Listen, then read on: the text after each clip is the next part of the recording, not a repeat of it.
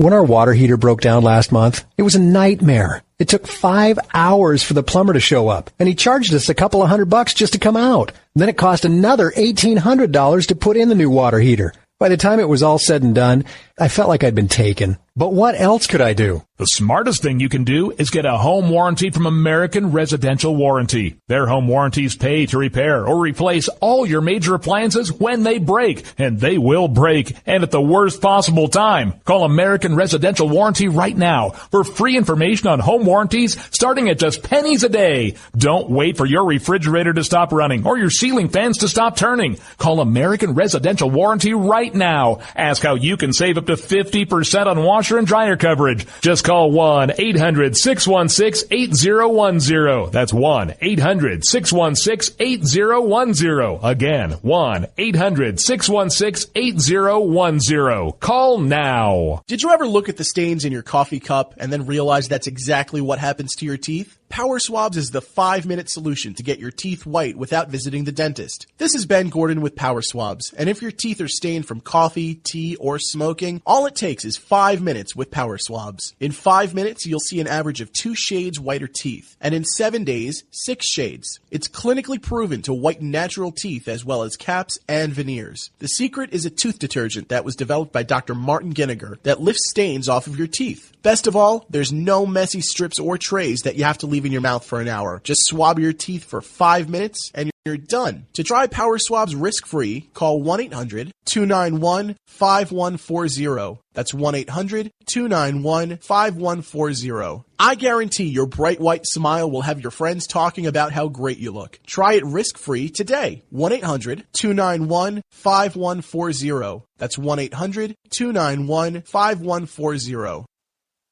Tired of paying outrageous prices for Viagra? Well, we have great news for you. Now you can finally get Viagra at huge discounts. Healthy Man allows you to save up to $500 on Viagra. Why pay U.S. pharmacy prices of $15 per pill or more when you can get Viagra for less than $3 a pill? Call today and get 40 Viagra pills for only $99. This can cost as much as $600 at your local pharmacy. You can't afford not to call us. If you want Viagra at the lowest prices, never pay $15 a pill pharmacy prices again. Get Viagra for less than $3 a pill. Call 800-595-2614 today and save up to $500 and get 40 pills for just $99. Healthy Man is fast, easy, and affordable. Operators are waiting at 595-2614 to take your call now. Call 800-595-2614. That's 800-595-2614. Again, 800-595-2614.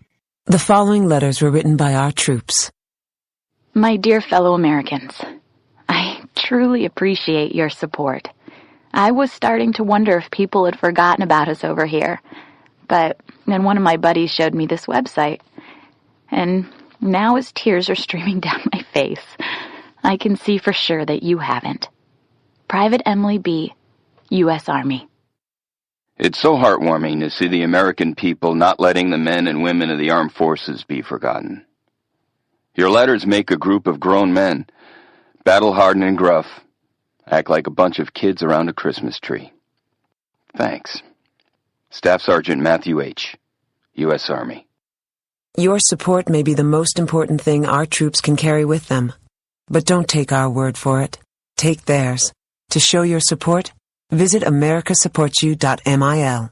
Brought to you by the U.S. Department of Defense and the Ad Council. When our water heater broke down last month, it was a nightmare. It took 5 hours for the plumber to show up, and he charged us a couple of $100 just to come out. And then it cost another $1,800 to put in the new water heater. By the time it was all said and done, I felt like I'd been taken. But what else could I do? The smartest thing you can do is get a home warranty from American Residential Warranty. Their home warranties pay to repair or replace all your major appliances when they break, and they will break, and at the worst possible time. Call American Residential Warranty right now for free information on home warranties starting at just pennies a day. Don't wait for your refrigerator to stop running or your ceiling fans to stop turning. Call American Residential Warranty right now. Ask how you can save up up to 50% on washer and dryer coverage. Just call 1-800-616-8010. That's 1-800-616-8010. Again, 1-800-616-8010. Call now.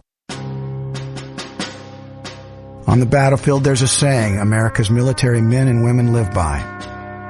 Never leave a fallen warrior behind. Ever. Off the battlefield, Wounded Warrior Project operates with the same goal.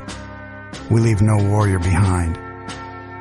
Wounded Warrior Project is a non-profit organization created to help our men and women returning home with the scars of war. Whether those scars are physical or mental, we're here to make sure that they heal. And whether it's helping those with post-traumatic stress disorder live a normal life again, or giving much-needed support to injured warriors in veterans' hospitals. Because no one deserves our help more than the men and women who risk their lives to keep us safe. Wounded Warrior Project. We never leave a fallen warrior behind. Ever. Learn more about what we do at woundedwarriorproject.org. Zinc Media. Feel the power of knowledge.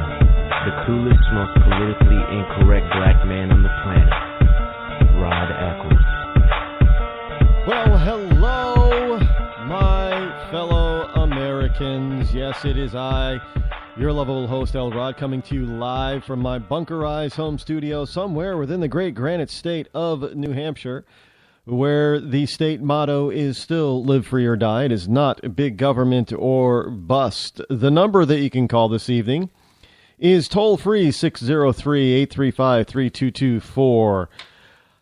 Got lots to cover today. Most of it is probably predictable of what you already know and have heard so far. And, you know, again, welcome to the Rod Eccles Show, the program. I know y'all like to hear my voice. I can't hear my voice. I know people that say, well, of course you can hear your voice. No, you can't. You can't hear your voice while you're talking. And I know there are some people out there that are now scratching their head. They're thinking, wait, I hear myself when I talk all the time. No, you actually do not. Now, let me explain to you, Lucy. You see, when you talk, the sound that you're hearing isn't actually the vocal sound coming out of your mouth. It isn't the sound that other people are hearing. What you're hearing is the sound vibrations that are traveling up your jawline into your inner ear. Now, of course, you might think that you're hearing from the outside, but that is not the case. And let me prove it to you. If you ever record your voice, and now this is especially for you younger set, if you've never heard yourself talk before, you will often hear a playback of your voice, of you speaking, and you will ask, well, who's that talking? Because you don't recognize the voice. So when I say that I cannot hear myself, it isn't that I can't tell or hear what I'm actually saying, but I cannot hear how other people hear me. The only way for me to do that is to record my voice and then play it back. Then I can hear myself. And you cannot hear yourself when you speak. Because I do not sound, when I listen to my playback, when I listen to my recorded voice, I don't care what kind of tape or CD or that is used to record my voice. When I play it back, I often have to remind myself that that is me, because it does not sound like me to me. Just like it does not sound like you to you when you hear your own voice. Which is why a lot of times when you listen to singers, and sometimes you'll see the ones that really have a good voice with a range, octave range, like Mariah Carey, what you'll often see them doing is, now I don't know why this is, but they'll often hold their one of their ears as if to close it off. Now, that is so they can hear better, so they can actually feel and hear more of the true sound that they think is coming out of their mouth.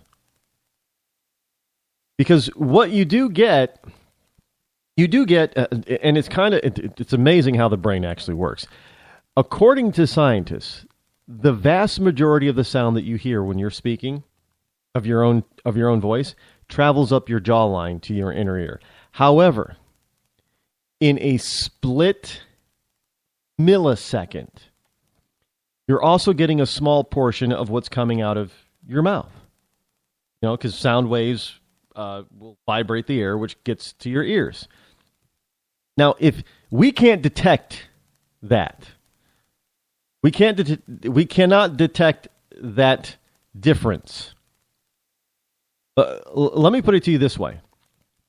What it is, it's just like when somebody calls here and they have the program on their computer or radio, what have you.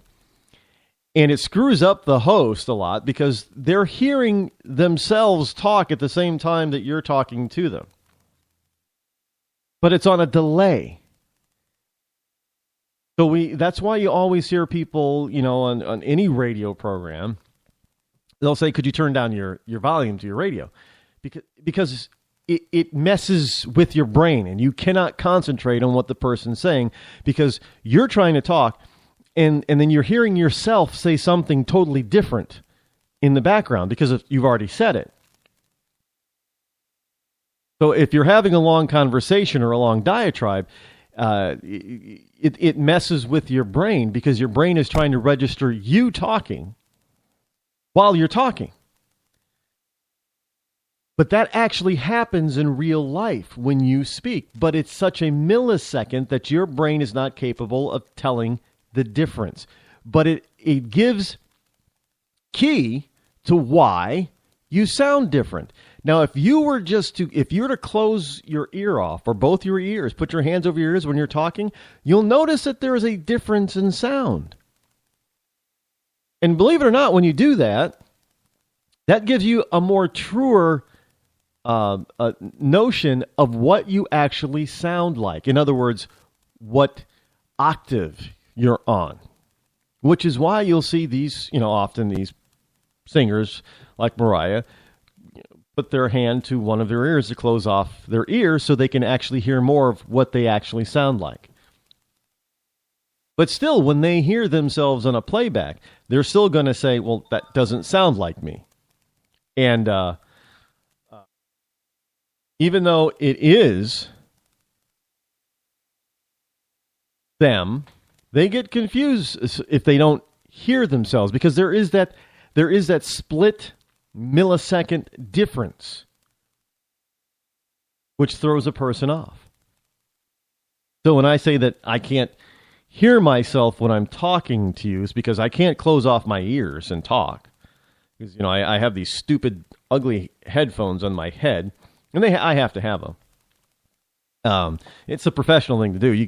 I don't care how you try. Well, I suppose if you buy those really expensive Apple now, whatever they're called, maybe you'll get the same sound. But the reason why you see all of these radio personalities with these big bulky headphones on their heads is simply because that gives them the best sound. But it doesn't cancel out their own voice. So they can't put, well, I mean, I guess I could possibly do that, but then it would really throw off coming in my headphones. But, and that's the other thing. A lot of times, because there's this split second type of thing, is that a lot of times, depending on the type of system that you have, like when I'm doing the program, The Right Group, at the radio station, was it 90 in Manchester, New Hampshire. Now, their system works a little bit differently from mine. I actually hear myself in the headphones. And there is that microsecond delay. Now, it's barely detectable, but it is detectable, but you can get used to it. But there is that delay. So you have to be conscious about what you're saying. You know, it's quite interesting how the voice transmits and how you hear yourself. Now, you're probably asking, why in the hell is he bringing that kind of stuff up? Now, if you've been listening to this program for any length of time, and if you're an ecclesiastic, you're not asking that question because you know what's coming. But if you're new to the program, you have got to understand that just about everything I say has meaning, and it leads to a point. This is no different. There is a point that I'm getting to, and I want you to be fully aware. This is why I go through this, to fully understand what I'm talking about so you get the full picture. That's what being an ecclesiastic is all about, getting the full picture. I just don't run around, and spout off and rant all the time. No, I mean, sometimes I rant, but my rants have purpose. But I don't rant all the time about, I'm not going to, rant off like some of the other guys on the radio that you hear without a purpose. No, I have a point. The point is that you do not hear yourself speak while you are speaking. This would explain, and oftentimes when you say something and people look at you or they laugh at you, or they correct you, you honestly, in your head, you say, well, if they correct you and saying, well, don't you mean this? And you respond honestly in your head saying, that's what I said. And they will tell you that is not what you said. And you will try to argue with them, but yeah, I did say that. Because in your head, what you were thinking overrode what you actually verbalized. And you heard traveling up your jawline something different, a different word was uttered out of your mouth than what you thought you said. That's why some people will look at you and say, well, no, you didn't say that. You said this. Now, I've been a victim of that. And I've had people say, well, what are you talking about? And I would look at them and say, well, I thought I was pretty clear. And there have been on occasion, where they would be able to play back what I said. And I'll look at them and say, I didn't say that. But obviously it's recorded and they didn't have time to change it. So, yes, I did say that. And it happens that way sometimes. There's a slight disconnect between the vocalization, the verbal stuff, and what you're thinking in your head. And it comes out a little bit differently. It happens to all of us. But you don't notice that until somebody points it out to you. Or until you hear a playback. And you'll think, I said that. That's not what I said. And then you'll say, well, that's not what I meant. Well, you have John Kerry out there who obviously cannot hear himself talk when he's talking. And he's got a problem that a lot of politicians have. They talk too much. And when I'm out in public, when I'm around other people, and you hear me on the radio. Well, I have to fill 2 hours of airtime. So, yeah, I talk a lot on the air. But no, if you ever notice, if I have a guest on the program, I don't tend to talk a lot. I let them do the talking. There's a reason for this. Because when you're out in public, especially if you're a politician, what politicians tend to forget is that they need to listen twice as much as they talk at minimum. But these idiosos out there, like John Kerry, they just want to spout off and pop off and keep talking all the time. And they do it because a lot of them are trained that if you're talking, then your opponent doesn't get to talk. So they don't get to get their point across as long as you're still talking. That's what filibustering is all about. Is you got to be up there on that podium and you got to be talking. And why? So other people cannot talk. So they can't get to the point and get to the business of the people and vote on a particular or discuss a particular bill or debate a particular bill or what have you. If you're up there, Rand Paul has done this a few times in his tenure as a senator.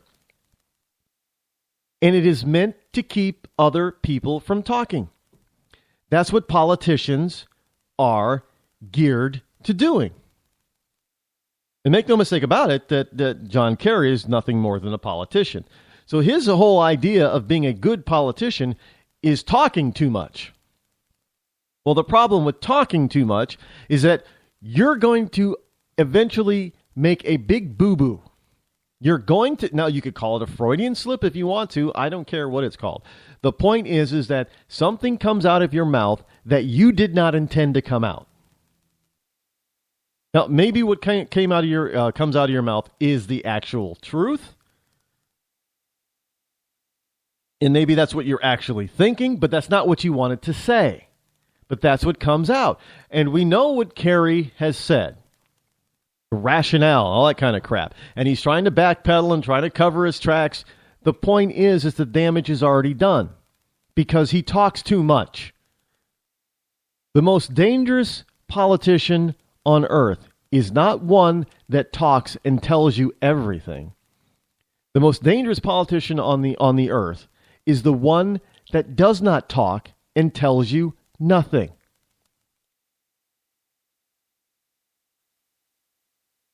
But what we've got Kerry out there saying some stupid blank stuff, followed up by his boss, our president, not our boss, but Kerry's boss.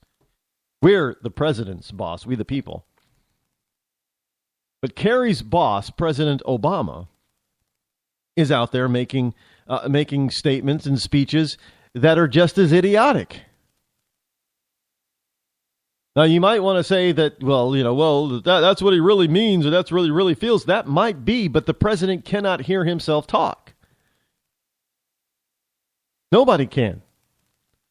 So when you talk too much and when you are not being cognizant of what you're saying, oftentimes you will say stuff that you will later regret or say stuff that you did not mean to say, or you use the wrong word intending to use something different to convey a different meaning.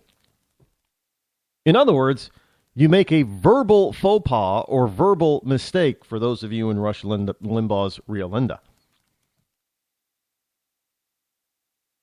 See, I told you I was going to make a point here. Now you get the full breadth, the full rainbow, if you will, of what I'm talking about, don't you? See, all the ecclesiastites, they already know. I don't have to explain it to them. But unfortunately, they have to listen to me explain to those people who are not ecclesiastites yet. And I know some of you are asking, well, what the hell is an ecclesiastic?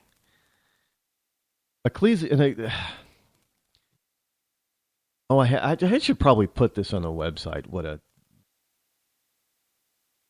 Refer people to it. That is a very good idea.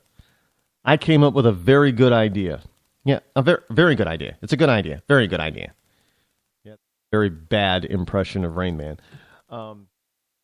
But I will put the definition of ecclesiastite on the website, rodeccles.net, so I don't have to explain it here. You'll have to check later for that definite. I mean, it's a good thing. It's not a. I mean, ecclesiastites are. It's a good thing. And if you're familiar with the Bible, you'll recognize the word Ecclesiastes. There are some people out there that are full-on Bible thumping Bible toters, and they'll probably think that that's blasphemous. But no, I'm not using the Lord's. The Lord didn't name the books of the Bible. He didn't name them. We did. Mankind did, so we could understand what part, what God was doing and saying at what time and what part that he was trying to, what subject he was trying to impart on us. We named it. So I'm not taking the Lord's words or the Lord himself in vain. I'm just talking about the name that we humans named a particular book of the Bible. So those of you who are going to try to, blast me on that, you're way off. Don't even try. You won't even come close to winning that argument. So name, and I'll just say this: show me anywhere in the Bible where God gave a name to a book. Can't really think of anywhere that God gave a name to a book. He didn't name the book of Genesis. No, he didn't name it the book of Revelation. He didn't name it the book of, of the apostles Matthew, Luke, or John, or he didn't name any of the books that Paul wrote. He didn't. I don't recall reading any of that in the Bible where God put a name to a particular book, the Bible, or chapter, or what have you. The Bible's pretty big. I could have missed it. I could have forgotten it. There might be a passage or two in there somewhere that I cannot remember and I cannot recall. But as far as I know, as far as I can recollect, which also reminds me, look, you can have a religious litmus test.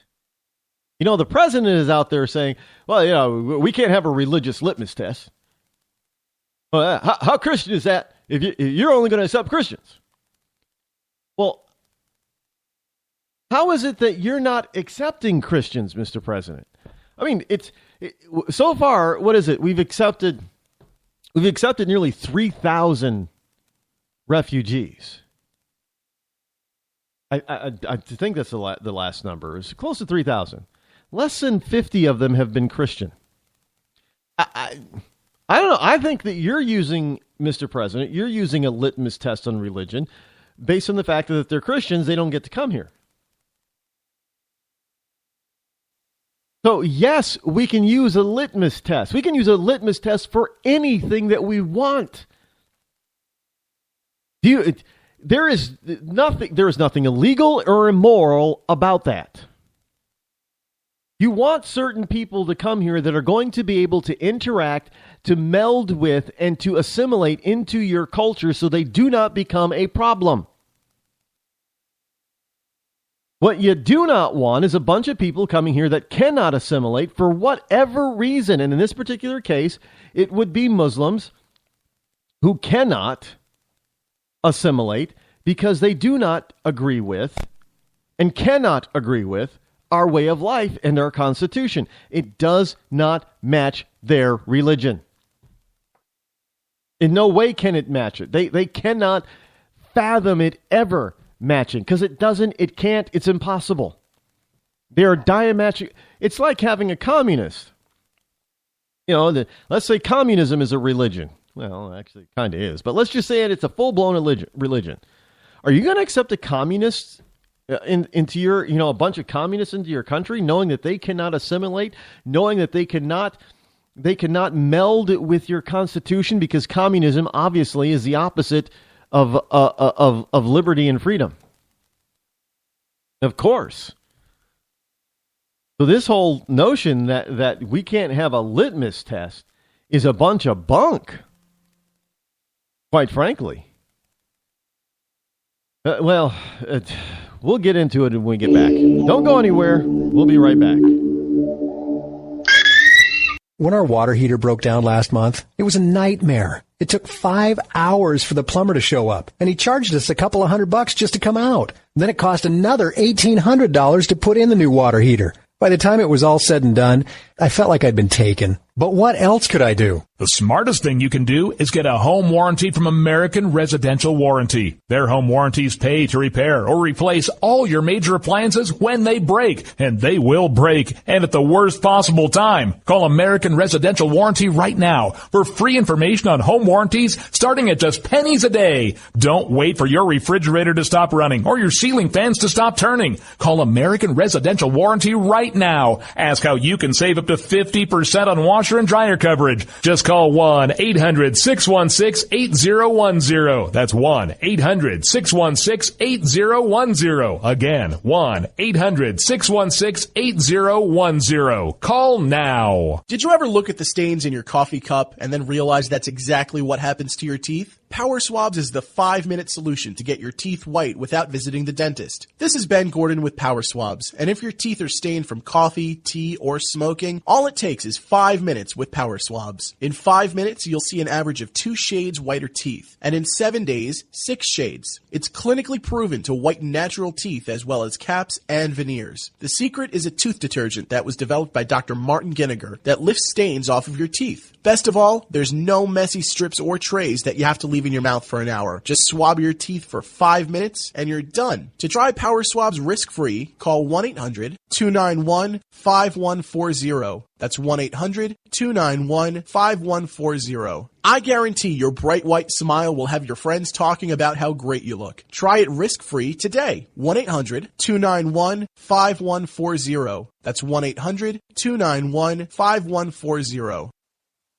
Tired of paying outrageous prices for Viagra? Well, we have great news for you. Now you can finally get Viagra at huge discounts. Healthy Man allows you to save up to $500 on Viagra. Why pay U.S. pharmacy prices of $15 per pill or more when you can get Viagra for less than $3 a pill? Call today and get 40 Viagra pills for only $99. This can cost as much as $600 at your local pharmacy. You can't afford not to call us. If you want Viagra at the lowest prices, never pay $15 a pill pharmacy prices again. Get Viagra for less than $3 a pill. Call 800-595-2614 today and save up to $500 and get 40 pills for just $99. Healthy Man is fast, easy, and affordable. Operators are waiting at 595-2614 to take your call now. Call 800-595-2614. That's 800-595-2614. Again, 800-595-2614.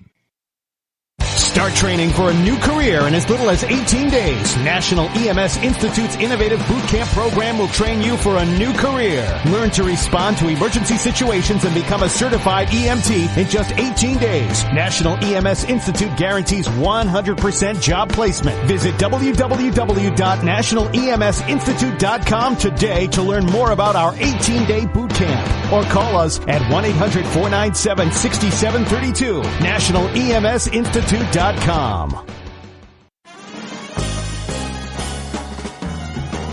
Stuck in a boring, low-paid job? By 2017, there will be a shortage of 2 million cybersecurity jobs worldwide. If you have a technical background but don't have a computer certification, you are being drastically underpaid. In months, you could be qualified for a new job in information technology, making real money with real job security. A new career is just a few clicks away at thecodeoflearning.com.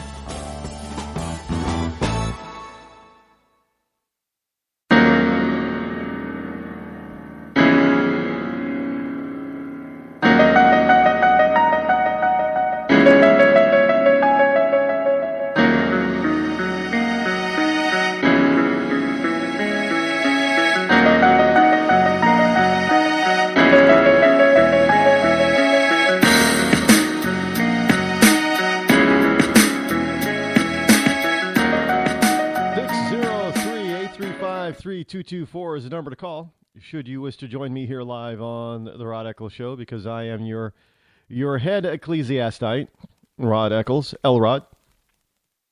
Now, as I was saying before I was not rudely interrupted by the Profit Center break, yes, believe it or not, some of you out there are probably saying, Profit Center break.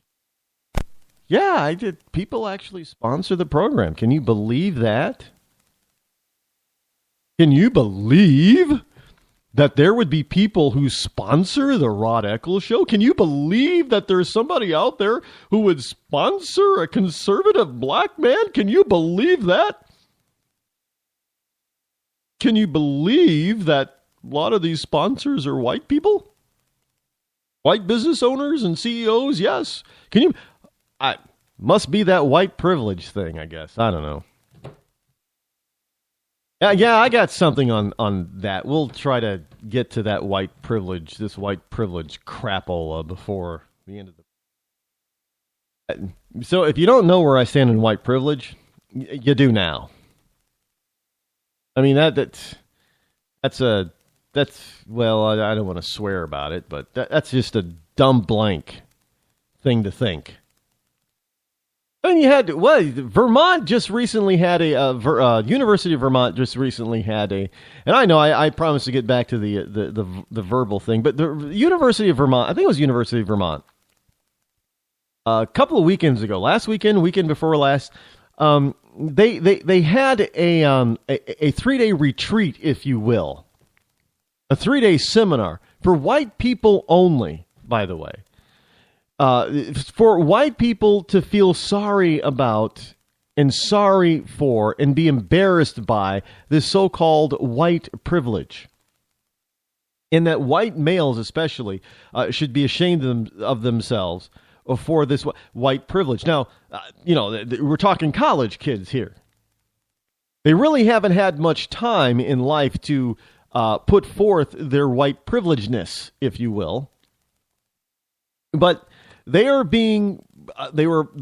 willingly attended this seminar, this 3-day seminar, to be shamed into being ashamed of being white.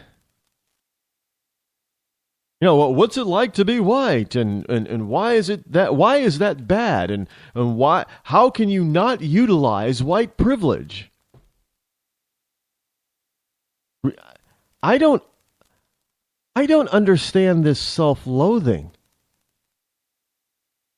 I really don't. Now, I get the fact that there are some black people out there, or some other people, not really Asians, but, some Latinos, people, brown skin. If you say that I'm proud to be white, they'll call you a racist. I get that part. I mean, that's just being dumb, because, you could say I'm proud to be black, or I'm proud to be Latino, I'm proud to be Asian, I'm proud to be this, I'm proud to be that, I'm Native American, Indian, what, but you can't say you're proud to be white, because then that's racist. Well, that's just stupid. But at the same time, it's just as stupid for any white person to be ashamed or allow themselves to be made ashamed of being white. That's just dumb. Now, frankly, I'm not white, although I do have some French in my background. But basically, I'm not white, obviously. But I would never allow anybody to shame me for being who I am or who I was. If I was white, I wouldn't be ashamed of being white. That's just ridiculous. You can't control. You can get the deepest, darkest tan that you want, but you're still white. You can fool some people into thinking that you're not. Hey, that happens. There are people out there, and they without plastic surgery. And I know that did you know that one of the big things in Seattle, one of the big things in plastic surgery in Seattle, and this is for Asians being ashamed of being Asian. I could not believe this when I saw this about a year ago. One of the big trending things in Washington, it's because Seattle has a very large Asian population. But one of the things that the younger Asian set is doing, evidently because they're ashamed of being Asian, because you know how Asian, their eyes, a lot of people call them slants or slits. But there really isn't that. If you look at anybody else, the round eye, quote unquote, you notice that there is an additional fold, skin fold, when the eyes are open. Well, most Asians don't have that additional skin fold that whites and others have. So what these Asian people are doing in order to look more white or to look more Eurasian, which is in right now, it's cool. It's cool to be mixed, believe it or not. It really is. If you look mixed, people can't tell it's cool. So if you're mulatto, if you're Blasian, black and Asian, if you're Latino, black and Latino, if you're Lasian, Latino and Asian, whatever the mix is, that's cool, that's in. But if you're a thoroughbred Asian, I guess that's not it. That's not in. So in Washington State, especially Seattle, one of the top plastic surgery procedures is to change the eyelid to give it that extra fold, if you will. And this next, with Asians, is to change the nose line, the bridge, because, hey, blacks have a distinct nose usually. And don't get me wrong, there are some white people that have that blacks usually have a distinct. Because I'm mixed, I guess I don't have that typical black nose. But there's the black nose, there's the Asian nose, there's a typical Asian nose, and again there are exceptions to all of that, obviously. But the two top procedures are to put the fold in their eyelid and to change the bridge and structure of their nose so it doesn't look as Asian. It looks more European. I think that is absolutely insanity. That's crazy. So while you have one group of people who are wanting to or wishing to be more white, and one of the things that's very, believe it or not, I knew a gentleman, like 5 or 6 years ago. He was a black guy, and he wanted to, he wanted to get married. So he tried these online, wife things, find your wife, Asian wife, and Russian wife. He ended up with a Russian, believe it or not, but he tried for Asian first. He tried twice. You know what he was told by these two Asian women that he tried to bring over? They were looking for a white man. Now, the Russian woman didn't care. Actually, for whatever reason, the people of the Nordic regions, like Russians and Finnish and Swedish, they like the darker skin. They like the blacks and Latinos for whatever reason. Probably because they're so pale up there. Anybody with, a tan, except for Middle Eastern people, they're getting sick and tired of Middle Eastern people. Especially in Sweden, they want to send them all back. Literally, the people of Sweden want to send them all back. They really do. If you read some of the stuff, get some of the news stuff that's coming out of it, and I have a cousin that lives there. Oh yeah, they in Sweden, they want to. They literally, the Swedish people literally want to pack them up and send them back.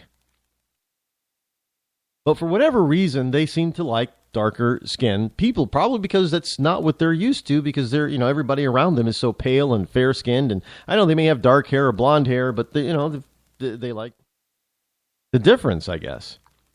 But Asians, for whatever reason, they want to be white.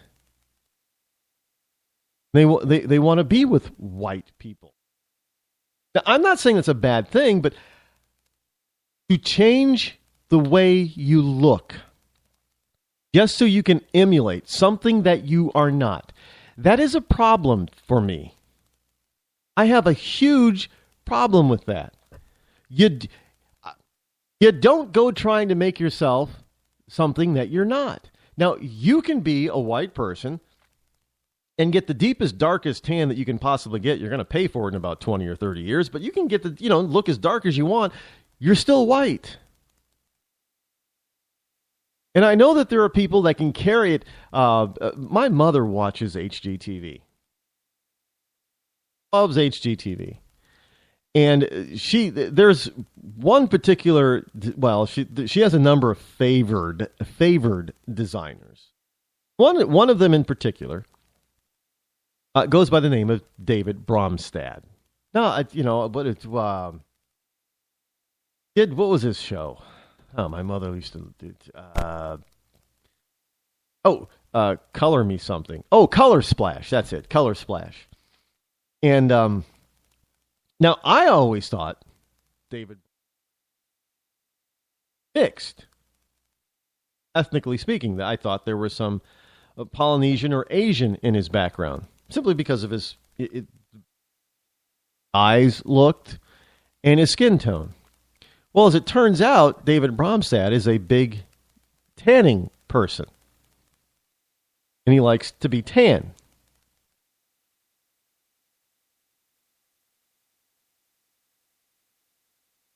But actually, when you look him, I was confused. Because I looked at my mom and says, well, he's kind of tall for her, but this is what usually happens. And this is really kind of weird, though. When whites and Asians mix, they usually have tall children.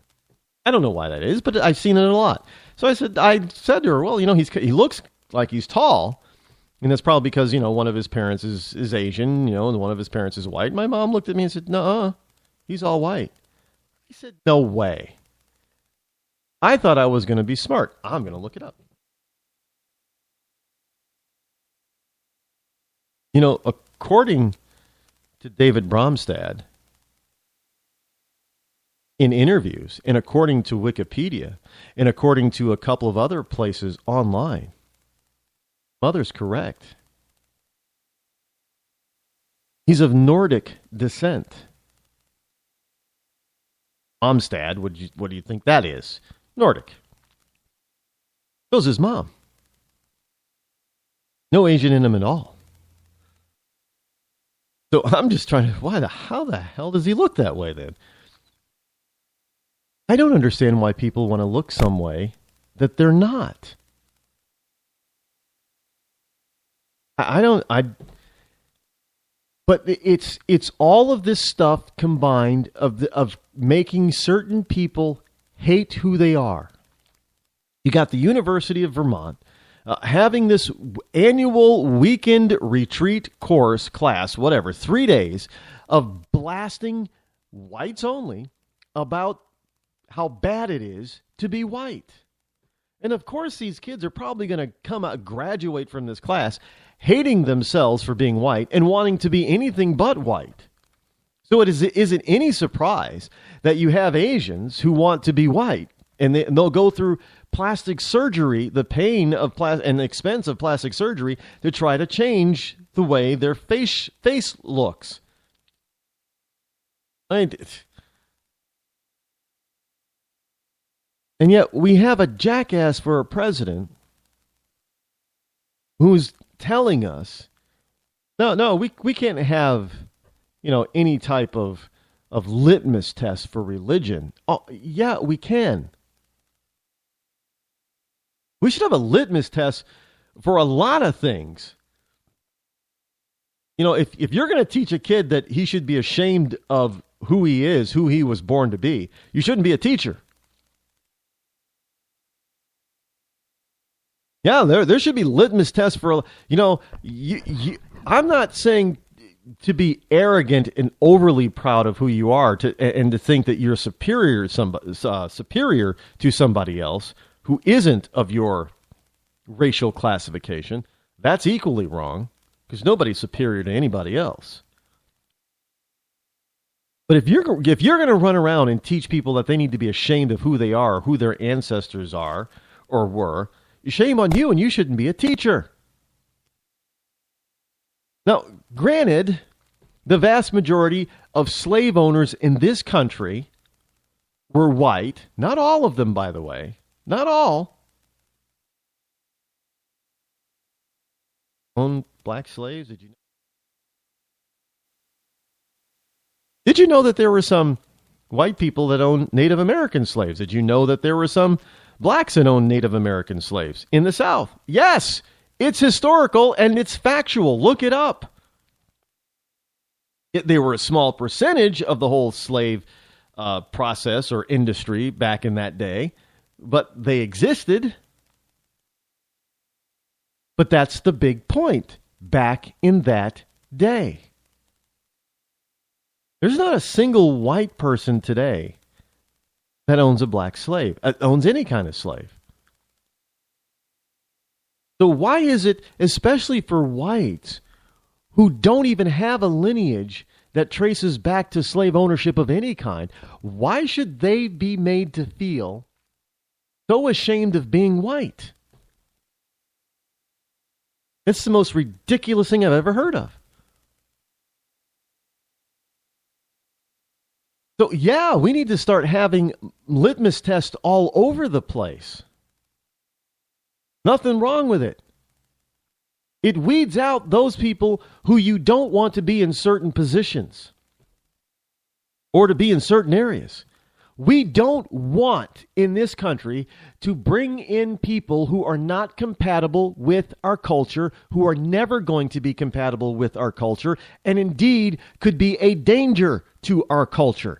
That is the litmus test. The litmus test is that Islam, Muslims are not compatible with our culture. I'm sorry, I know people who are of Muslim faith and Islamic faith. I tell them all, you're not compatible with me. They may say, well, no, we don't believe in that kind of Quran, Rod. We don't believe. I say BS. I say BS. It's how you were raised and brought up. You convert to Christianity or Judaism then. Or Buddhism. I don't care. Convert to any religion you want. Well, as long as it's not Satanism. But convert away from Islam. And then I will see that you are compatible. He's not really a friend, but I've only known one Muslim who converted. Obviously, that because they're the Coptic Christians, there are a lot of Arabs, if you will, former Muslims that have converted. But I've only known of one in my circle. And he's not really a friend of mine. I just happen, a friend of a friend. And believe it or not, as strange as it may sound, he converted from Islam to now a Jew. Which is fine. But I just thought that was... So, yeah, they can convert. Now, of course, he can never go back to his home country of Jordan. He was slaughtered. As soon as he steps off the plane, I guarantee he'll probably be slaughtered. But the point is that if they do that, then they're showing that they can integrate. They can meld. They can melt into our society and become a true American. You don't have to be born here to be a true American, but you have to be able to adopt to and transform into an American, what it means to be an American. We have a specific culture, and it is an amalgam. For those of you in Rush Limbaugh, that's, putting together. Kind of like when you have bread, when you're making bread, But we have an amalgam of cultures in this country that have made up the American culture. We've taken bits and pieces, the best of cultures from around the world, and in some cases probably not. But we've taken bits and pieces of cultures around the world and put them together and made them American into a single culture. You cannot do that with Islam. It will not allow that to happen. There cannot be any amalgamation or a melding. Everyone here in the U.S. has to convert to Islam. That's how they view the melting pot. You melt into Islam. That's it. Accept it or die. You accept it or you die. They're not compatible. Now, now off the top of my head, I can't think of any, but they're probably not the only ones who are incompatible with our culture. And if there is another culture or religion that is incompatible, incapable of blending and melding and capitulating to the American way of life, into the American culture, then they should not be allowed to come here. There is nothing wrong with that. By the way, Mr. President, this religious test for refugees seeking asylum is actually required by law. I know the president's out there saying, well, we can't have a litmus test. We can't do that. Well, you're having a litmus test already by not allowing Christians because, with the 3,000 refugees so far, Middle Eastern refugees that we've accepted, at least in this report that I saw, less than 50 of them are Christian. The rest are Muslim. Well, that sounds to me. Look, Coptic Christians and other Christians in the Middle East are being slaughtered. Seems no matter where they are, Libya, Syria, Iraq, don't even get caught being a Christian in Iran or Saudi Arabia. No, not going to. They're being systematically slaughtered. I think that they're the true refugees and need a place to come, need a place to go. We should be welcoming them with open. The one thing you're not going to get is I don't think you're going to get a Muslim, an Islamist, especially a radical Islamist, pretending that he's a Christian in order to get it. I don't think that you can lie to an infidel, but I don't think you can, you're not supposed to even touch Christianity or any of its, it's sad, sadistic stuff according to hedonistic stuff according to Islam. You're not supposed. You can't do that. Now, if you can, then I guess I'm reading the Quran. I'm not an expert, but I guess I'm reading the Quran and the books of Muhammad wrong. Then, because you're not supposed, as far as I know, you can't. That's something you can't do. You can lie to a Christian or an infidel, but you can't pretend to be one. Why? Because you have to go and pray. You have to bow to Mecca 4 and 5 times a day. How are you not going to do? You have to pray to Allah 4 or 5 times a day. How are you not going to do that by pretending to be? Christians and Jews don't bow down to the east and pray 5 times a day. If anybody did that, we would know something is up. We would really know. The whole point is that you can have a litmus test. It's not illegal. It's not immoral. It's not even amoral. In fact, it's preferable. Do you think the Amish want the English infiltrating their communities in Pennsylvania and Ohio? Well, of course not. They don't want to bring all that outside world influence into their organons. If you want to convert to the Amish lifestyle and Amish religious beliefs, they'll keep an eye on you for a long time, but eventually they'll begin to trust you and accept you in. But if you're going to bring in, what was that movie with Tim Allen and Kirstie Alley? I love that movie too. It was hilarious. But they had to pretend to be Amish, even though that they weren't really fooling the Amish. But as long as they were pretending to be Amish, they were allowing them to stay. And as soon as it became known that they weren't, absolutely were not, they were shunned. When it became known that they were pretending, they were shunned. Well, we needed to do exactly the same thing with Islamists. We need to shun them. We need to make sure that they do not come into this country. And those that are here, we should probably say, you know what you need to do, sweetie, is you need to pack your bags and your belongings and go somewhere else.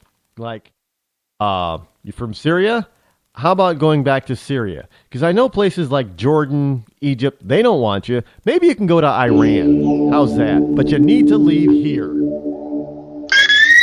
When our water heater broke down last month, it was a nightmare. It took 5 hours for the plumber to show up, and he charged us a couple of $100 just to come out. And then it cost another $1,800 to put in the new water heater. By the time it was all said and done, I felt like I'd been taken. But what else could I do? The smartest thing you can do is get a home warranty from American Residential Warranty. Their home warranties pay to repair or replace all your major appliances when they break, and they will break, and at the worst possible time. Call American Residential Warranty right now for free information on home warranties starting at just pennies a day. Don't wait for your refrigerator to stop running or your ceiling fans to stop turning. Call American Residential Warranty right now. Ask how you can save up to 50% on washer and dryer coverage. Just call 1-800-616-8010. That's 1-800-616-8010. Again, 1-800-616-8010. Call now. Did you ever look at the stains in your coffee cup and then realize that's exactly what happens to your teeth? Power Swabs is the 5-minute solution to get your teeth white without visiting the dentist. This is Ben Gordon with Power Swabs, and if your teeth are stained from coffee, tea, or smoking, all it takes is 5 minutes with Power Swabs. In 5 minutes, you'll see an average of 2 shades whiter teeth, and in 7 days, 6 shades. It's clinically proven to whiten natural teeth as well as caps and veneers. The secret is a tooth detergent that was developed by Dr. Martin Ginniger that lifts stains off of your teeth. Best of all, there's no messy strips or trays that you have to leave in your mouth for an hour. Just swab your teeth for 5 minutes and you're done. To try Power Swabs risk-free, call 1-800-291-5140. That's 1-800-291-5140. I guarantee your bright white smile will have your friends talking about how great you look. Try it risk-free today. 1-800-291-5140. That's 1-800-291-5140.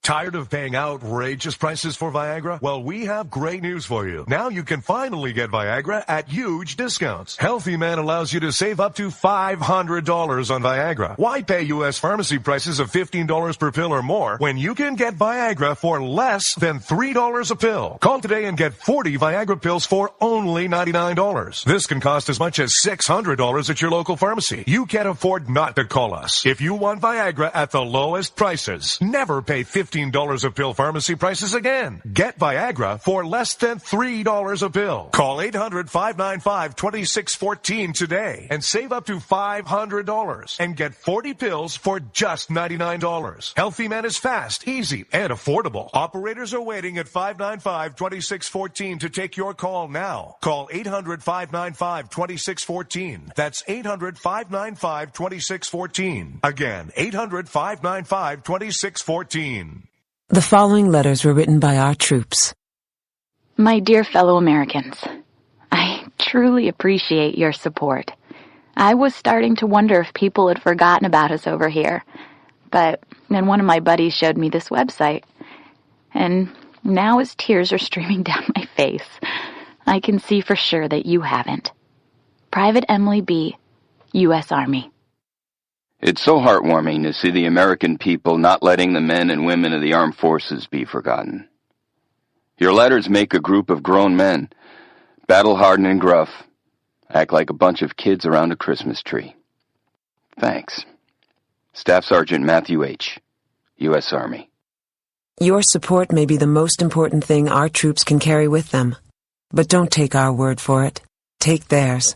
To show your support, visit americasupportyou.mil.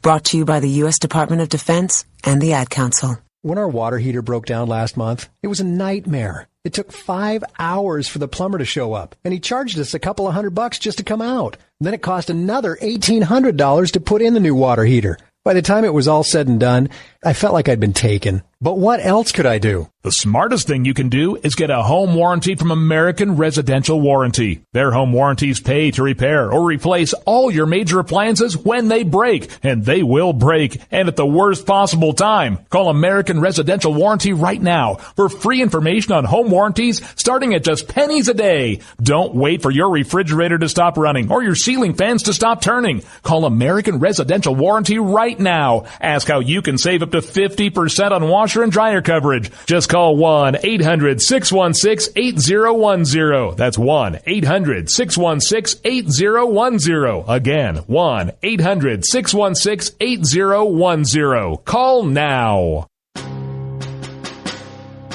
On the battlefield, there's a saying America's military men and women live by.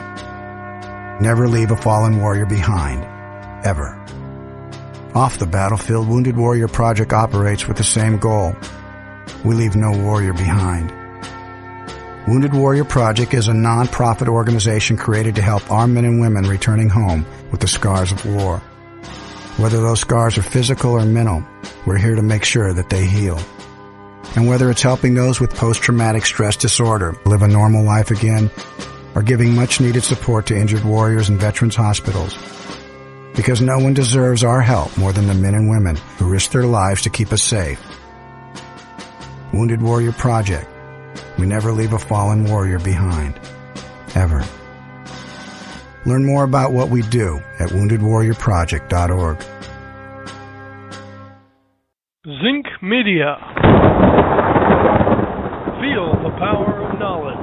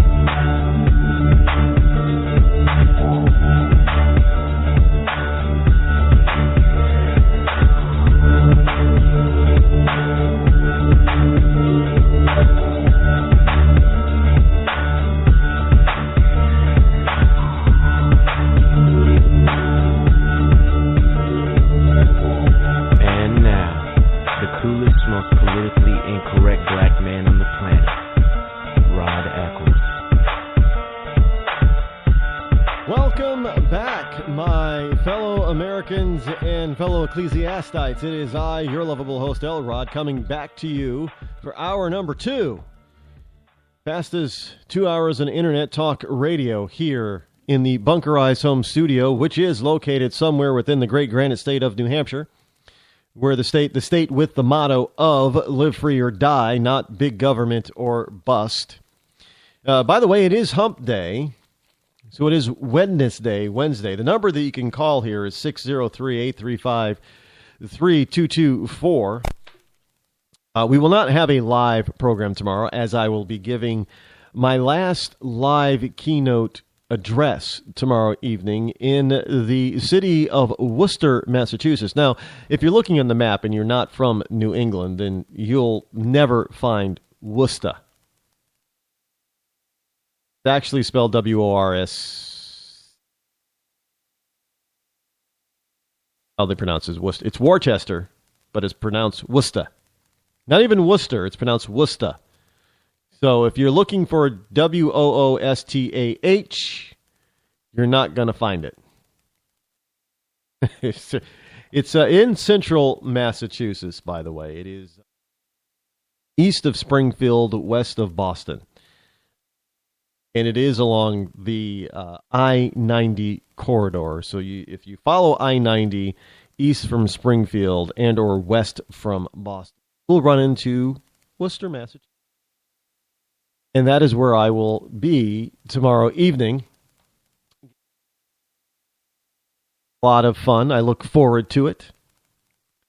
And if you want to know where exactly it is, you're going to have to, what you should do, if you haven't liked the Facebook fan page yet, oh my goodness, you gotta. You got, I mean, I have to look at that page more than once a day.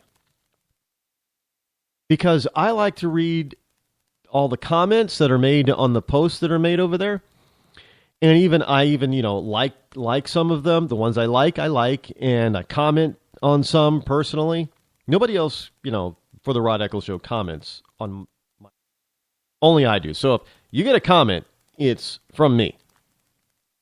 It says, Rod Eccles or Rod Eccles Show, commented, replied to your comment. It's me.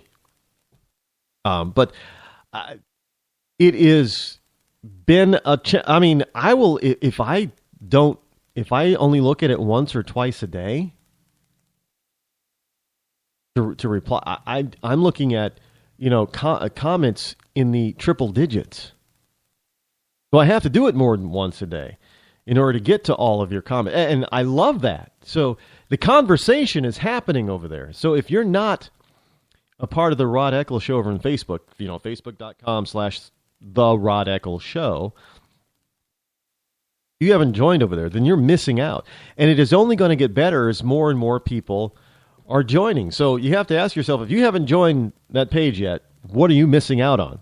Because there's a lot of stuff, obviously, that I cannot cover on this program, that does not get covered on my Twitter feed, or does not get covered on the website that is over there on the Facebook page. And it's fantastic. Now, I have a growing followership on Google Plus, but it hasn't quite caught on like the Facebook page. And I got to tell you, the Twitter thing, yeah, you guys are making me work on Twitter too. Twitter is growing like crazy. What am I at? 10,500 followers and going northward of that. And I'm constantly getting comments and direct messages back to me on Twitter. I love that too. I try to get back to everybody as quickly as I possibly can. So make me work, folks. Make me work at that. I love this stuff. I love the interaction. I love having the conversation. It's important because if you conversate with me and other people, then that means that because there are people that are not commenting or replying on any of this stuff, but they're reading, they're listening, they're reasoning in their mind. And I can tell you, I have been told already that there have been converts because of all of this. In the radio show, between Twitter, between the Facebook page, there have been people who've converted over. They understand now, and they have been convinced that conservatism is better than moderatism or liberalism, and definitely better than socialism. So we've made converts. That's good. That's important. That's the reason why I'm doing this. I'm not doing this so I can hear myself talk, which I can't hear myself talk anyway, but I'm not doing it for that. And I'm not doing it for fame and recognition. I'm doing it to establish a conversation, something that is getting lost with a lot of the big guys and just about all the politicians. There isn't a real conversation going on amongst the people. There isn't any convincing one way or the other among the people. And that's why I'm here, is to spur on that conversation, to get people to talk and to think and to convince. Not against somebody else's will, but to freely get somebody to agree and to be freely convinced that this person who's talking, like me, their way is better than their liberal way or their socialist way or their moderate way. That's when you get real converts, when you talk to people. Now, granted, there are times I'm not really talking to people. I'm talking at them because, they just totally pick me off. You want to... Some people say, well, Rod, you can be mean. Well, I don't think I'm being mean as I am being extremely truthful, and that may come across as harsh. I admit it, I'm harsh sometimes. Because look, I don't believe in babying people's feelings. Now, frankly, I have never had my feelings babied my entire life. Well, how is Rod going to feel about this? Or what's he? Nobody ever stopped to think about that. So I am not going to try to. I mean, if you're a child, yeah, you interact and respond to a child differently from an adult. I'm not going to try to totally crush a child's spirit. Absolutely not. Unless, of course, that child is just a devil or demon spawn. Then yeah, crush it, crush that spirit, get him to capitulate and conform to being not so devilish and demonish. Other than that, I'm not going to crush a child's spirit. But when you get to be an adult, and you should know better, I'm not going to try to protect your fragile feel.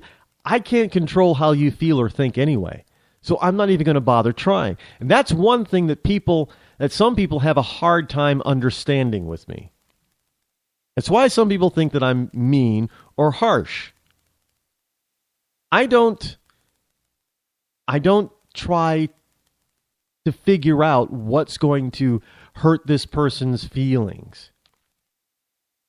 When it's if I don't know you and this is a non-personal issue, if it's a personal issue, it's totally different. If it's personal, and I probably know you.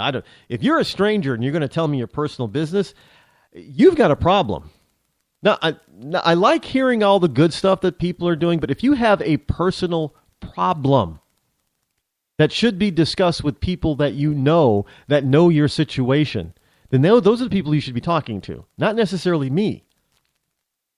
I get people telling me that their most intimate details sometimes, and sometimes they'll ask for my advice, and I'm like,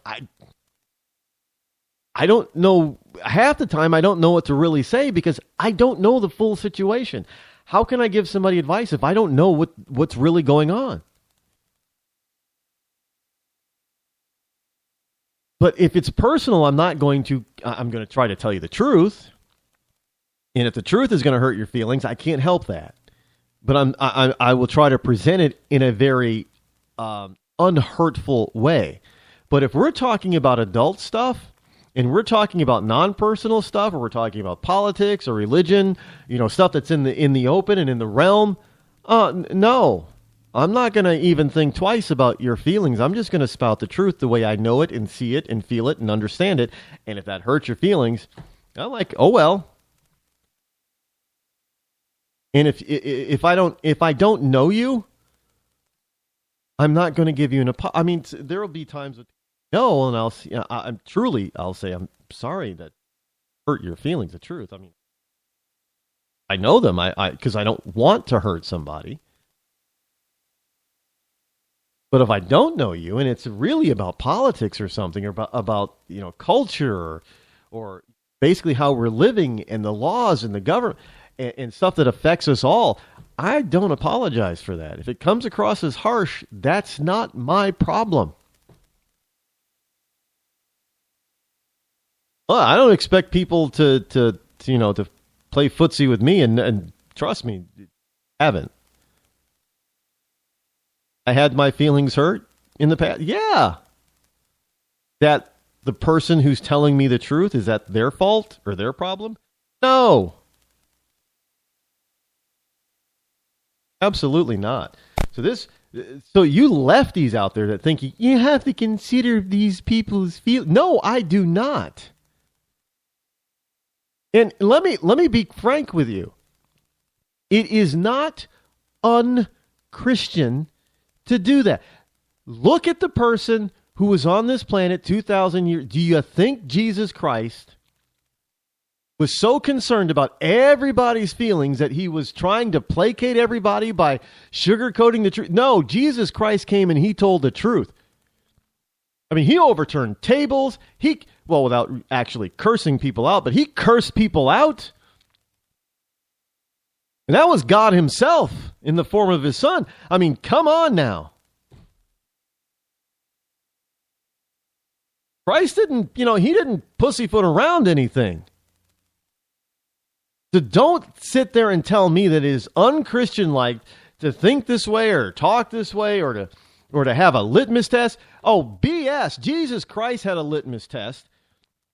As a matter of fact, his biggest litmus test was, no one comes to the Father except by me.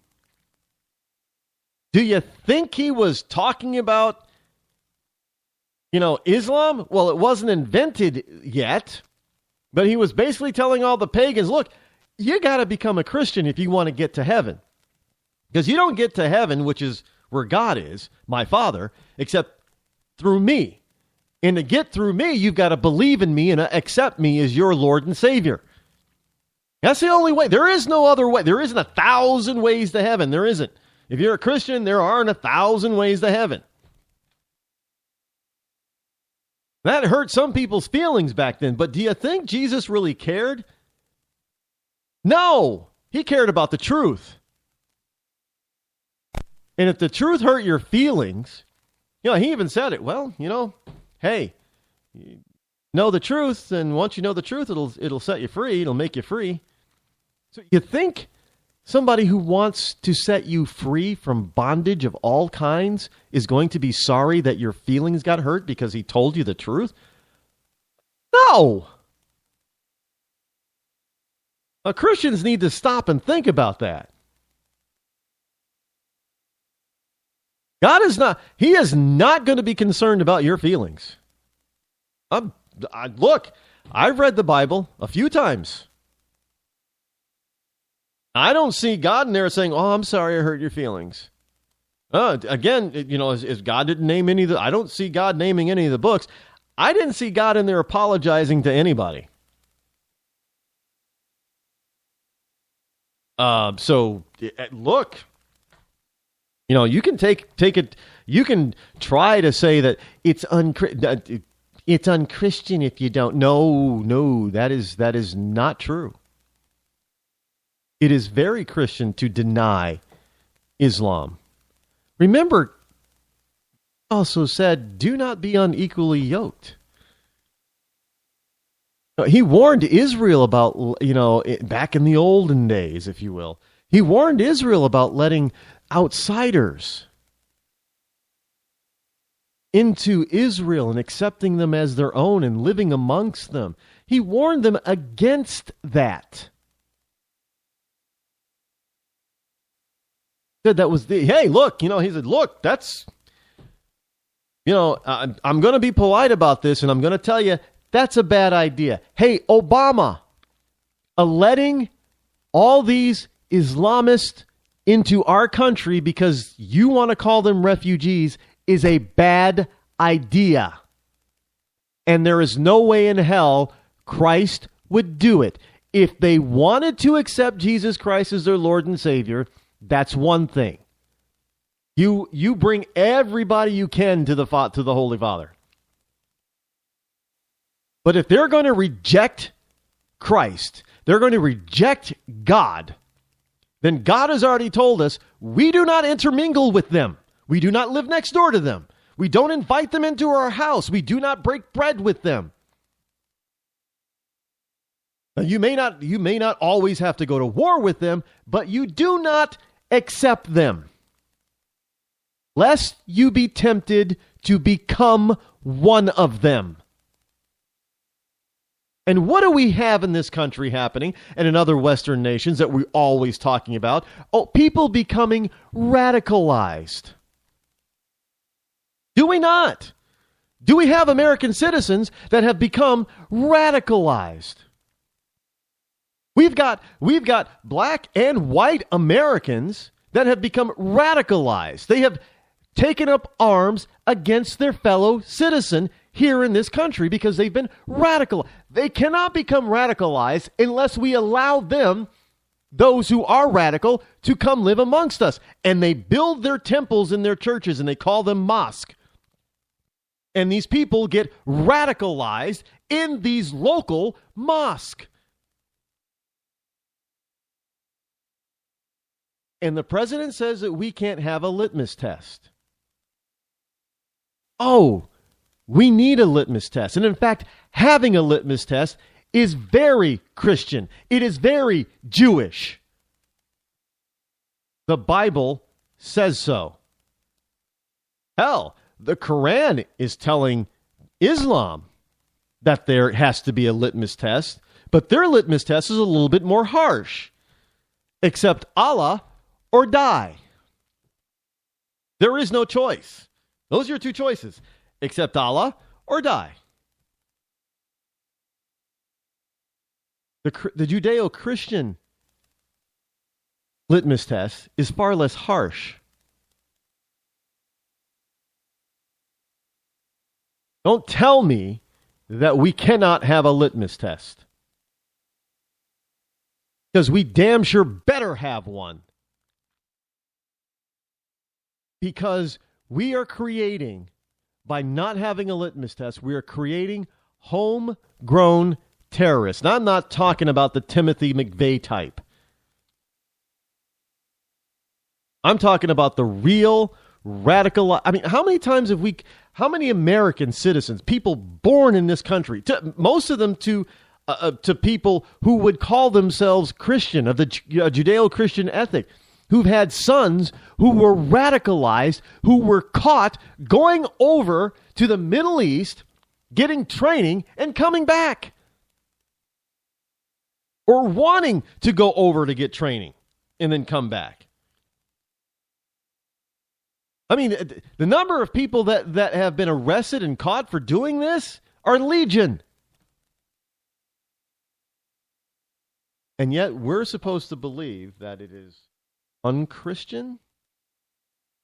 You make I love this, you're not supposed to judge. Oh, that is the biggest bunch of bunk I've ever heard. Judge not lest you be judged. That is also not what Christ said, and that is also a big bunch of bunk. What he did say is, hey, if you're committing the same kind of sin or a similar sin, maybe you need to clean up your own sin before you try to clean up somebody else's sin. In other words, you are going to be judged by the level of which you are judging others unfairly. In other words, if you're a John and you're out there judging prostitutes, well, God is going to judge you by the same standard. Hey, you were judging these prostitutes, but you know what? You were out there using them, committing the same sin. To judge you based on the way you were judging them. It does not say, the Bible does not say, Christ did not say that you cannot judge other people. Hell, we got a book in the Bible called the Book of Judges. What the hell do you think that's about?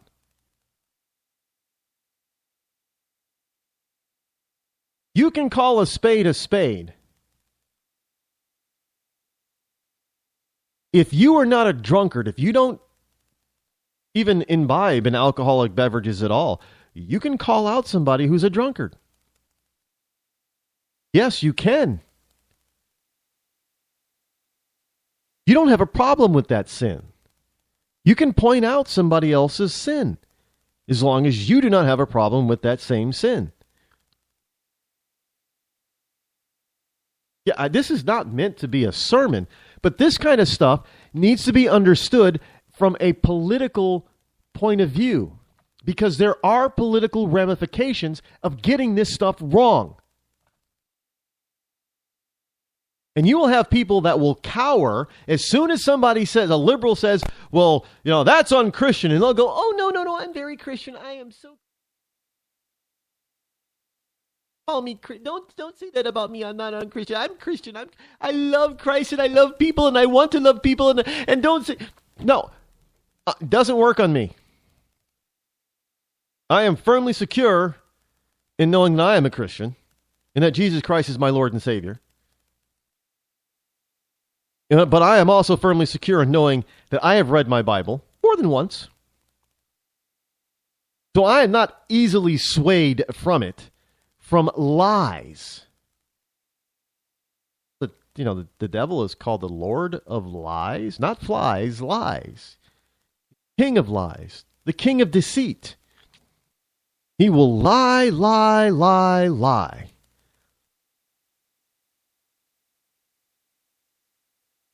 Will get people to believe his lies. And he will get Christians to believe his lies. And he'll get them to believe it so bad.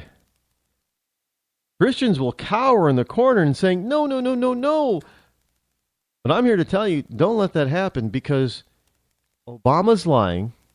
The liberals are lying. There is a law that backs up the litmus test. There's also God's law, which is superior to man's law, that also backs up the litmus test, and that says that we have every right not to let these people into our country, and to even get rid of the ones who are already here. And if God is for it, who can be against it?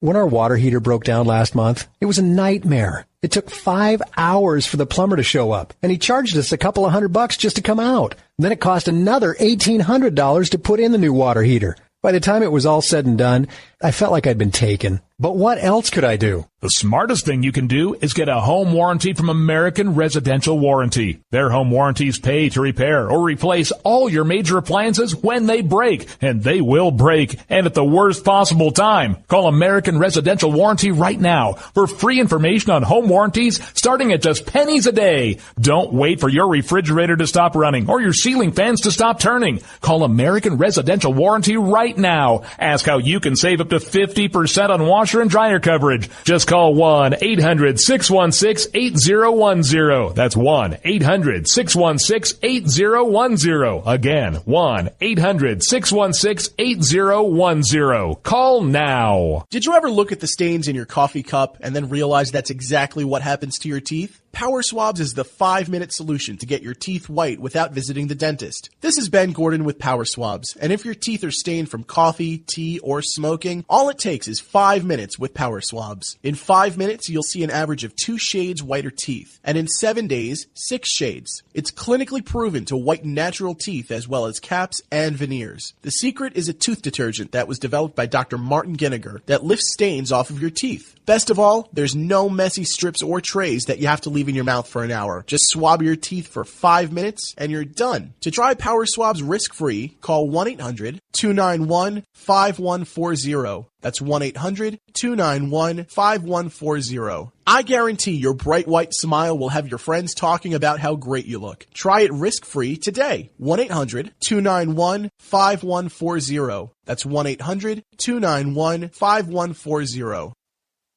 Tired of paying outrageous prices for Viagra? Well, we have great news for you. Now you can finally get Viagra at huge discounts. Healthy Man allows you to save up to $500 on Viagra. Why pay U.S. pharmacy prices of $15 per pill or more when you can get Viagra for less than $3 a pill? Call today and get 40 Viagra pills for only $99. This can cost as much as $600 at your local pharmacy. You can't afford not to call us. If you want Viagra at the lowest prices, never pay $15 a pill pharmacy prices again. Get Viagra for less than $3 a pill. Call 800-595-2614 today and save up to $500 and get 40 pills for just $99. Healthy Man is fast, easy, and affordable. Operators are waiting at 595-2614 to take your call now. Call 800-595-2614. That's 800-595-2614. Again, 800-595-2614. Start training for a new career in as little as 18 days. National EMS Institute's innovative boot camp program will train you for a new career. Learn to respond to emergency situations and become a certified EMT in just 18 days. National EMS Institute guarantees 100% job placement. Visit www.nationaleMSinstitute.com today to learn more about our 18-day boot camp. Or call us at 1-800-497-6732. NationalEMSinstitute.com.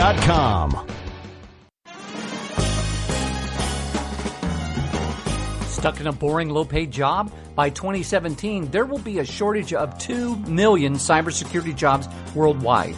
If you have a technical background but don't have a computer certification, you're being drastically underpaid.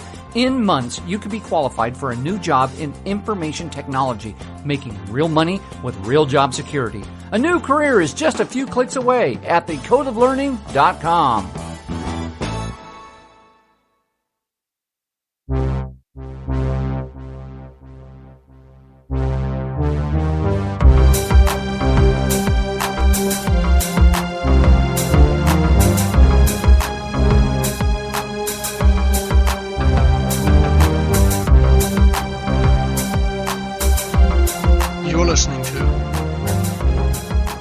Rod Eccles Show. And welcome back. Well, we got a lot more to cover. Obviously, now we're definitely not going to get all of what I wanted to cover in, but it was very important to go over that and to talk about this whole litmus test garbage. There is a precedence for it, if you want to use that term, as well as religious precedent. There's precedents all over, both from man and from God for keeping these people out. Which is why I know some people say, "Well, don't you feel sorry for the children?" No, especially now that I've seen numerous different videos of these children as young as 5 being taught jihad. Hey, you pick up this gun. Can you pick up this gun? And you get this gun? Yes. Okay, hold it steady. And you point it toward a Christian or a Jew. You see, anybody who is with Islam is infidel. You kill them. Now pull trigger. Pull the trigger again. Boom. Pull it again. Boom. Pull it again. Boom. That's it. That's the jihad. Boom. Pull it again. Yes. Boom. And they're teaching little kids that. And what do we know? We know you teach a child the way he should go. And when he becomes adult, he will not depart from that path. Just saying. U.S. Postal Service. This is Bernie Sanders here. Now, I'm not saying Bernie Sanders is not responsible for this, but Bernie Sanders is the idioso who wants to increase this loss. The United States Postal Service for fiscal year 2015, that's not physical, that's fiscal year 2015, lost over $5 billion. And Bernie Sanders wants to make the post office a bank for poor people. Why? So we can add to the losses of this organization? Now, I am not dissing the man on the street, the mailman or the person behind the counter. It's they need more clerks. Let me tell you that, because you got 2 people, standing up there behind the counter. You're taking care of customers, and we are customers. And there's a line that reaches back to the door. Now, if you're familiar with, at least my post office, there's enough room. You got a line. If you got a line going back to the door from the counter, it's probably 25, 30 people deep, literally. And you only have 2 clerks? Well, this is why a lot of people will say, "Well, screw this, unless it's a letter. I'm not going to." You go to UPS or FedEx, the lines are shorter. Obviously not because they have fewer customers, but because they get people in and out faster. No, they don't have to deal with a lot of other things at the post offices. They got to deal with letters. The post office has to deal with more than just packages. They have to deal with letters, and they have to deal with the legal ramifications of letters. Do you need this one to be certified or what have you? And you also have to deal with people wanting postal money orders. But this is why Sanders said, "Well, let's make them a bank." I mean, they're already doing some of the money with the postal money orders. Let's just make them a bank. Gosh darn it! Don't make me mad. Make them a bank. But this is from CNS News. Despite an increase in revenue, in spite of an increase of revenue of over $1 billion, the U.S. Postal Service reported a net loss of over $5 billion, $5.1 billion for fiscal year 2015, which I don't know. How do you... Now, this was for a period of October 1, 2014 to September 30, 2015. It was the 9th year in a row that the U.S. Postal Service ended its fiscal year in the red. We achieved controllable income in excess of $1 billion for the second consecutive fiscal year, giving us some limited flexibility to make critical investments in the future for the organization. If they were a private enterprise, they would have gone under 8 years ago. 9 years in a row? Who's able to do that but a government entity? Hey, but look, last year, fiscal 2014, we increased revenue by $1 billion. Last year, fiscal year 2015, we increased by another $1 billion. We're on the right track, but we're still losing $5 billion a year. And who picks up the tab?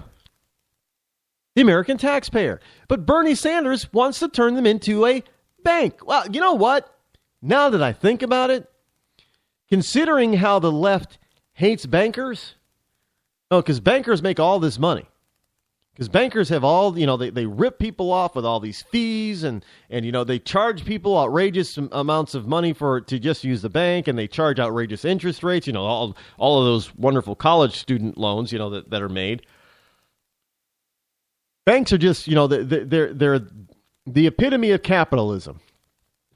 Maybe Bernie's on the right track. Maybe the only way to get the United States Postal Service to actually turn a profit is to turn it into a bank. Offer banking services.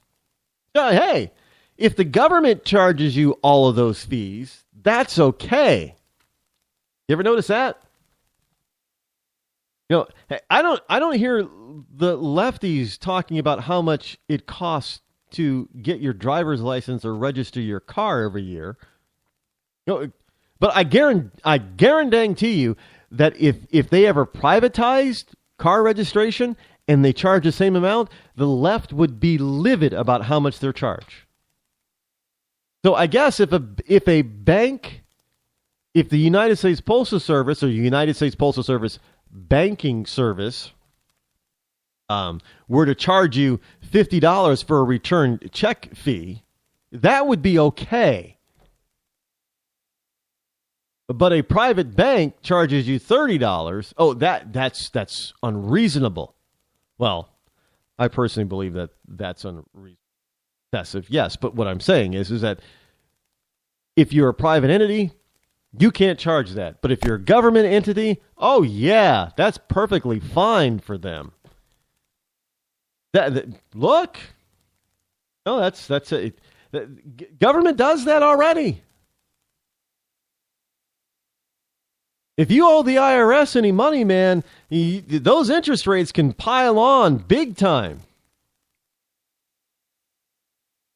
And for the left, that seems to be okay, especially if they're going after some rich person. Well, if a rich person owes all that in back taxes, guess they're really not all that rich then, are they? I'm just thinking out loud on that one.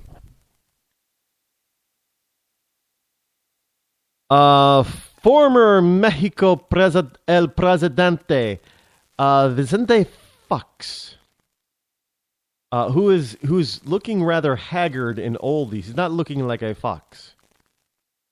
Back when he was el Presidente Vicente Fox, there were a lot of American women that thought he was a good-looking guy. But now, if you see a picture of him now, he's just looking kind of old and haggard. He does not look like an Antonio Banderas. Although Antonio Banderas is not Mexican, he's Spaniard.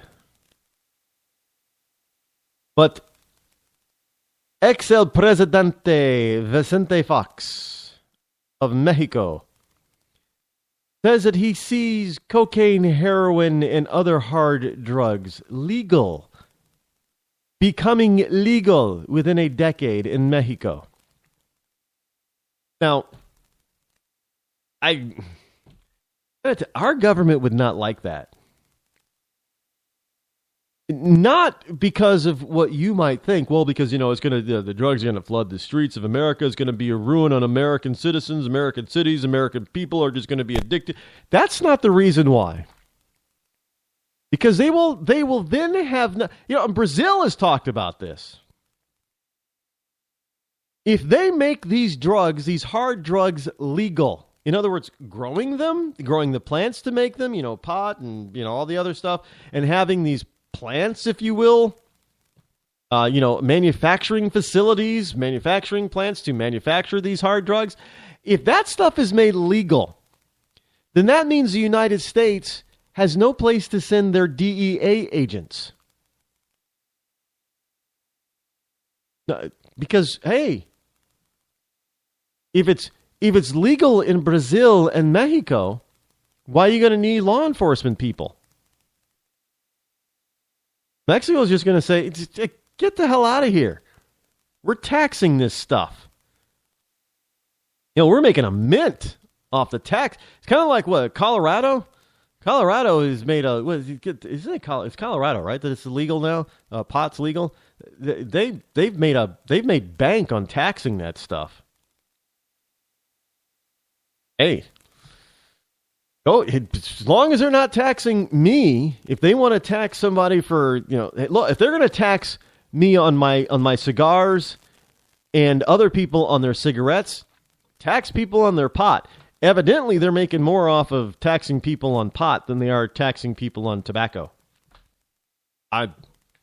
That's look, hey, it's only fair. That's the way I see it. It's only fair. The United States we've got to change our focus on this war on drugs. Now, no, do not get me wrong. I know some people are going to say, "Oh, you want to make drugs legal?" No, I do not believe that all drugs, especially hard opiates, should be made. But we need to change how we address the issue, because the way we're doing things now, and by over-incarceration is not the answer. We've got more users of drugs in jail than we have those people who are actually selling them.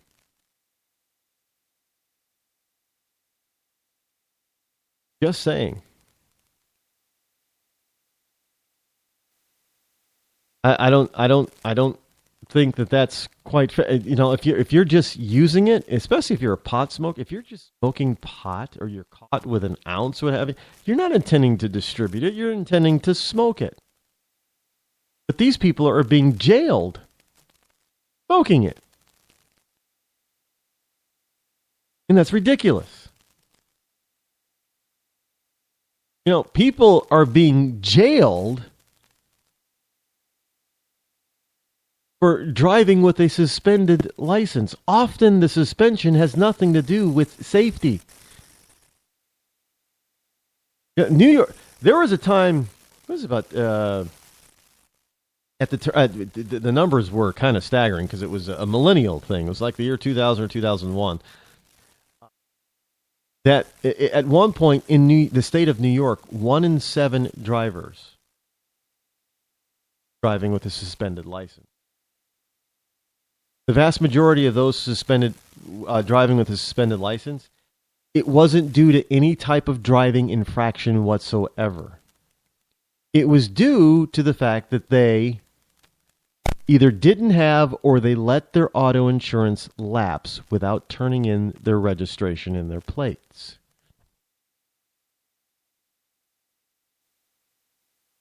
I don't know about you, but I don't think not having car insurance should be a criminal offense.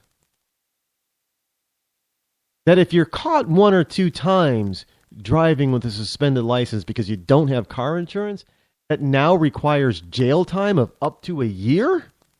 In New York State, look it up. No.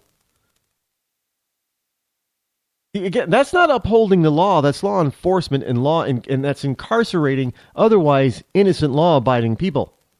That's the same thing with pot smokers or other drug users. Yeah, if you're addicted to drugs, you need help to get off of it. I understand it, but you don't help them by throwing them in jail, giving them a criminal record so that when they get out, they have this record that people are going to be able to see, and they try to find a job, clean up their act. Oh, no, you're an addict. We don't want your kind here because you were in jail. I mean, and what happens? They go back to using and end up back in jail. That's a bunch of BS. Sorry. There is something called the prison industrial complex, because some states do have private run prisons, and it's about profit. I know that some of you might think, well, Rod, that kind of sounds like those conspiracy theorists. Well, conspiracy theorists aren't always wrong. On rare occasion, they get something right. And when we talk about over-incarcerating the American public, they're right. Look at the numbers. All you got to do is look at the government stats, look at the government numbers, and the reason why these people are in jail or incarcerated, and you will see that they are right.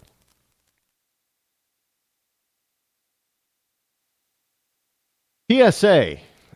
Again, this is from Today News. Today.com. The TSA, they did an undercover report.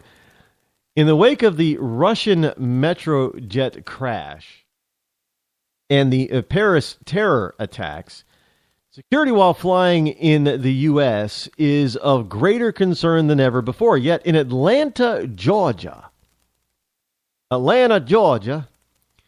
man said he accidentally carried a loaded gun onto a commercial flight and the TSA never found it. Now, today, National Investigative Correspondent Jeff Rosen and the Rosen Reports team went undercover at several airports across the country to see how well the TSA performed. In 3 out of 4 cases, they were able to get banned items past the TSA inspection. They got past a pair of full-size scissors, a 4-inch long box cutter blade, the box cutters. One of those through. And obviously, this guy in Atlanta, he got his gun through. What he says it was by accident, but. Look, but we still have to take off our belts and our shoes when going through. But I got to tell you, the TSA is a mishmash of policy. Now, I've done quite a bit of flying recently, so I know of what I speak firsthand, personally. Now, yeah, there are some airports where I got through the TSA screening. Yeah, all of them I had to take off my shoes, my belt.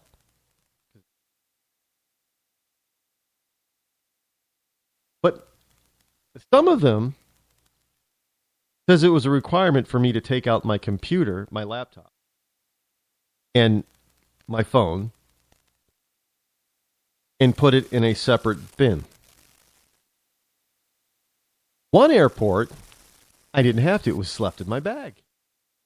I left it in my bag, my carry-on. Sent it all the way through. Not a problem. Was not flagged. On one airport, I had to take the laptop out of my bag, put it in its own bin.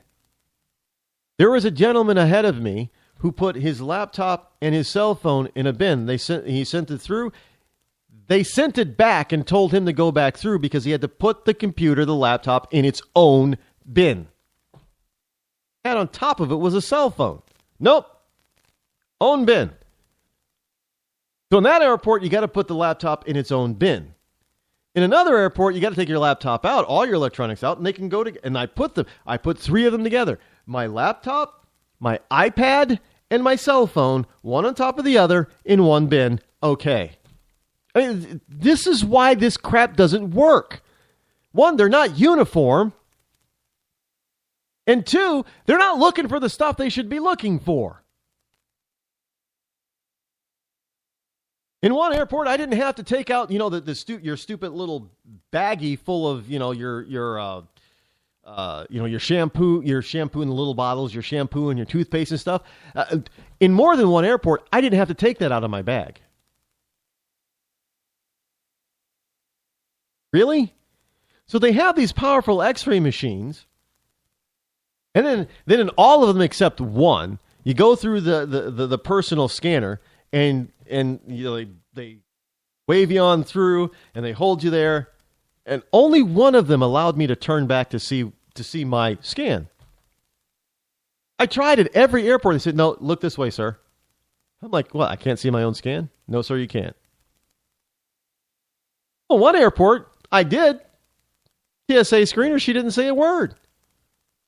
I said, "Oh, that's what it looks like?" She goes, "Yep, that's what we got to look at every day." So no wonder these people are able to get stuff through, because one, and I'm not trying to make people feel less safe, but understand this. The TSA has yet to prevent any type of thing that would be akin to a hijacking or a terrorist act on U.S. soil at a U.S. airport. Haven't done it. But yet we're all still treated like terrorists, potential terrorists. Take off your shoes. Other countries are laughing their you-know-what off at us. Take off. Israel is cracking up. You got to be kidding. Oh my God. Take off your shoes? And we have these full body scans. I mean, and it's to the point sometimes where nuns and grandmas and 5-year-old little boys and 6-year-old little girls are groped. Hey, really? I'm not a huge fan of the TSA. I'm sorry. Look, they're no better than when the security systems were privatized that allowed the terrorists to hijack those planes on 9/11. And we've got test after test after test. News crews, news organizations testing them. We've got government agencies testing. We've got the testing agents of the TSA testing. And the TSA fails every single time. And yet we're supposed to still rely on them for our safety. Look, just because you feel safe doesn't mean that you are. I am sure all those people in that concert hall in France felt safe. But were they? This is why I say your feelings don't count. They don't matter. Because the truth will trump your feelings 100% of the time. Understand that.